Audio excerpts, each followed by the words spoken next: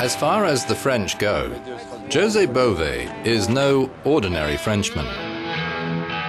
At times he has come across as larger than life, stirring up a crowd in Seattle, interfering with construction of a MacDonalds deep in France, trampling biotech corn, or being cuffed off to jail.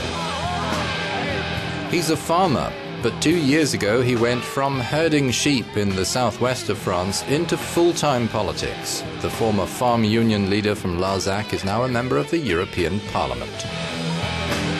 I don't feel I've sold my soul to the devil. I'm here where decisions are taken. I'm here to take part. I'm not turning my back on battles in the field, which are also important for me. At the moment, for example, I'm fighting multinational shale oil prospectors.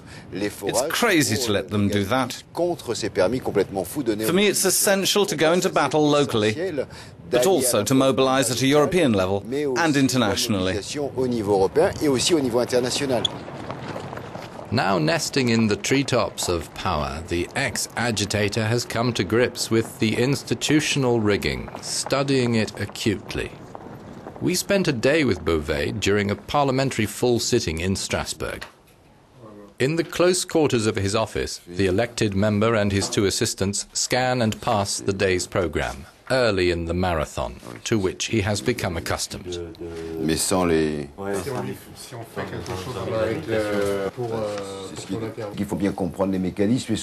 You have to understand the way it works if you're going to be efficient. Otherwise, you could just talk a lot of hot air at the European Parliament. It's true.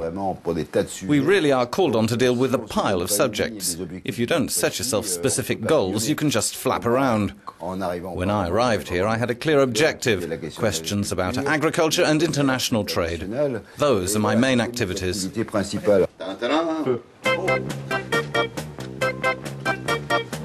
It is not easy to keep up with Bové as he goes about his business, bent on changing the system from the inside as much as that's possible. He was elected under the flag of the Greens in 2009 and then slipped naturally into the vice president's seat in the Agriculture Committee, a strategic position to defend Europe's farmers. Il n'y aura pas d'Europe sans paysans. Des centaines d'exploitations sont en faillite. Monsieur Barroso, vous m'aviez dit il y a un an, les OGM avaient pollué votre mandat. Il n'y aura pas de politique agricole commune si les paysans ne vivent pas d'abord de leur production. Leaving the Assembly chamber, we find Bové with Green leader Daniel Cohn-Bendit. These two were diametrically opposed in 2005 over the referendum in France on the European Constitution. But they say that's now water under the bridge. Some of his criticism was not wrong. We chose to go a different way. We said that in spite of what he was against, it's a step forward. He said that in spite of the progress, we cannot vote in favour.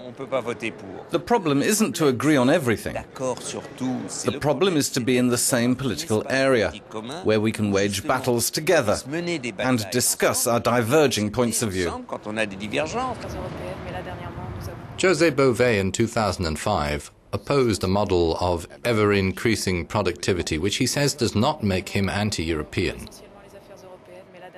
I'm a federalist first, because I really think that the biggest obstacles for Europe today are the nation-states, which prevent Europe from evolving.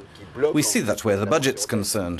The European budget's less than 1% of GDP of all the EU countries put together. That's ridiculous.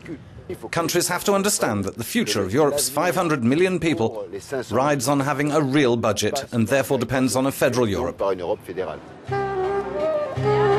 Scene change for lunch. We move to one of Strasbourg's traditional taverns, bearing various hallmarks of the Alsace region. Bové is hosting a debate attended by local and European journalists.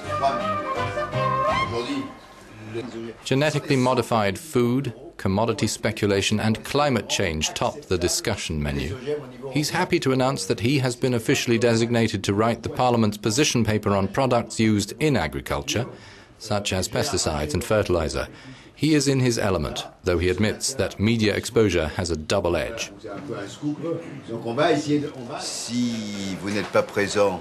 If you're not out there, people say you're not where things are happening, and they hold it against you. But if they see you on television a few times, they say, oh, it's him again, we see nothing but him.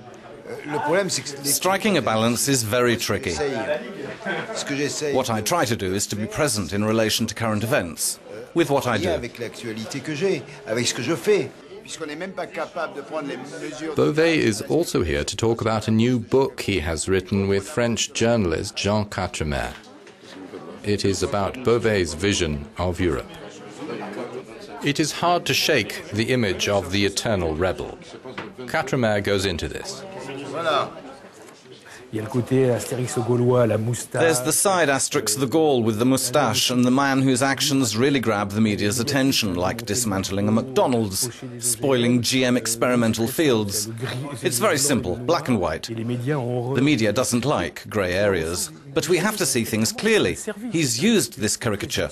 It's been very useful because perhaps people also like someone they can identify with, who's really simple, not complicated. It's hard to relate to complexity.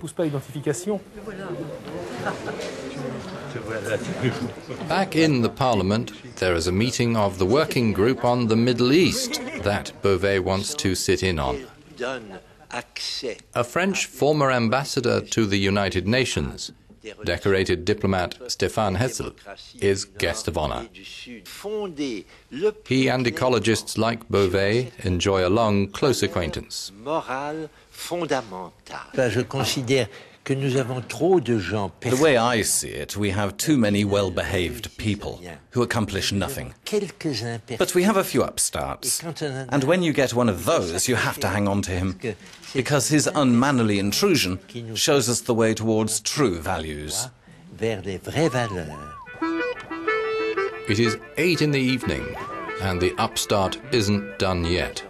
He quits the broad-loomed Parliament for linoleum in a Strasbourg poor neighbourhood to lend his support to local election candidates in the Europe Ecologie Party. He can let his hair down here, speak frankly, as he always has.